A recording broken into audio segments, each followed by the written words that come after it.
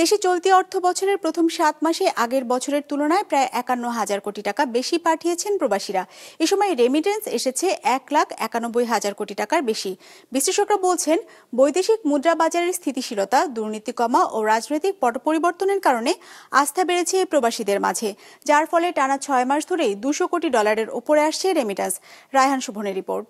250-টিরও বেশি design option নিয়ে Walton smart fridge, বোঝে আপনার প্রয়োজন।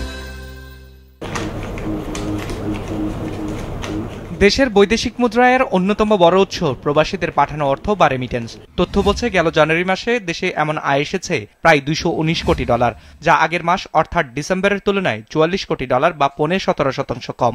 যদিও চলতি বছরের জানুয়ারির আয় গেল বছরের তুলনায় $8 কোটি বা 4.5% বেশি। বিভিন্ন মাসে যে প্রবৃদ্ধির হার সেটা কম বেশি হবে, এটা খুব স্বাভাবিক।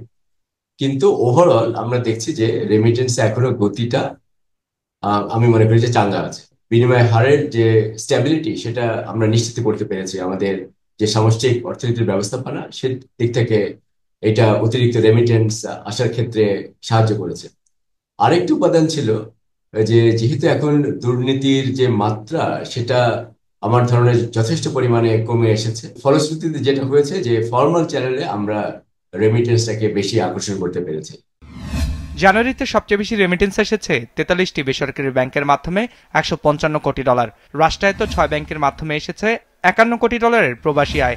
$11 কোটি রেমিটেন্স এসেছে বিশেষায়িত 2 ব্যাংকের মাধ্যমে। বাকি $60 লাখ রেমিটেন্স এসেছে বিদেশি বাণিজ্যিক ব্যাংকের মাধ্যমে। এ সময় স্টেট ব্যাংক অব ইন্ডিয়া ও ন্যাশনাল ব্যাংক অব পাকিস্তান সহ মোট 7 ব্যাংক থেকে আসেনি কোনো রেমিটেন্স। প্রথম দিকে তো রাষ্ট্রায়ত্ত ব্যাংকগুলোর বেশি ছিল, আপনার অগ্রণী ব্যাংক, সোনালী ব্যাংক, পূবালী ব্যাংক যদিও রাষ্ট্রায়ত্ত না, তো তাদের নেটওয়ার্কও ভালো ছিল।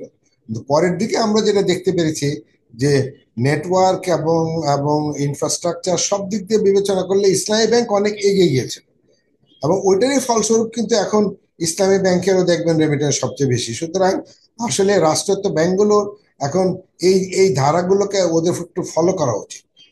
কেন্দ্রীয় ব্যাংকের তথ্য অনুযায়ী চলতি অর্থ বছরের প্রথম 7 মাস অর্থাৎ জুলাই থেকে জানুয়ারি সময়ে রেমিটেন্স এসেছে $1,596 কোটি।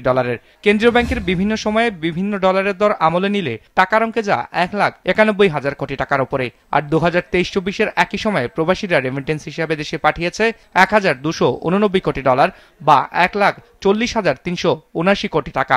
সেই হিসাবে বছরের ব্যবধানে দেশে বাড়তি রেমিটেন্স এসেছে 51,000 কোটি টাকা।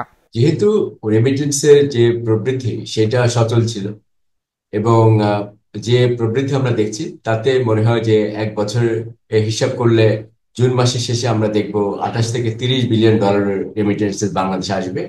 সেটা যদি হয় তাহলে এটা রেকর্ড পরিমাণ রেমিটেন্স ফ্লো আমরা দেখবো বাংলাদেশের জন্য।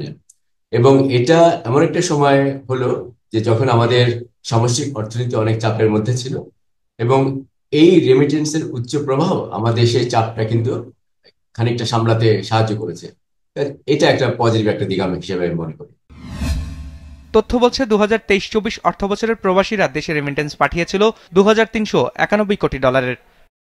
রায়হান শোভন, বিজনেস রিপোর্ট, মাছরাঙা টেলিভিশন।